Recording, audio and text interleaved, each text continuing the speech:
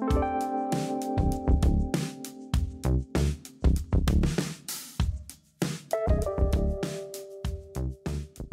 అనేది సమయం వృధా చేసే కార్యక్రమం కాదు.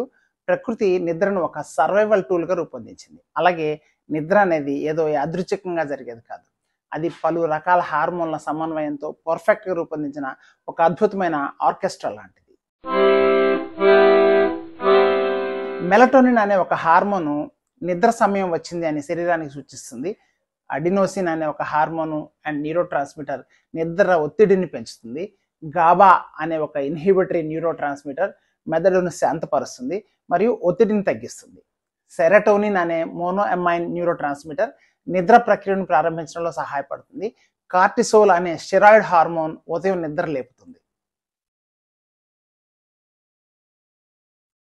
మనుషులకే కాదు, జంతువులకు కూడా ఇలాంటి హార్మోన్లు ఉత్పత్తి అవుతూ ఉంటాయి. ఇవే వాటి స్లీప్ సైకిల్స్ని నిర్వహిస్తూ ఉంటాయి.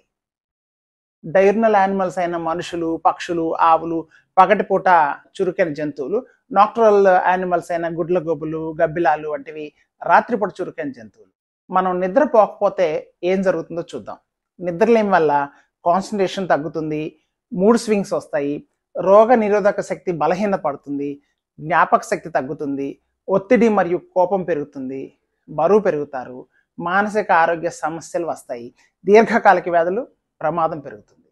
జంతువులు అయితే వేట సామర్థ్యం తగ్గుతుంది, పిల్లల్ని సరిగ్గా చూసుకోలేవు, శత్రువుల దాడులను సులభంగా గురవుతూ ఉంటాయి. నిద్ర అనేది ఒక ఆప్షన్ కాదు, జీవించేందుకు తప్పనిసరి.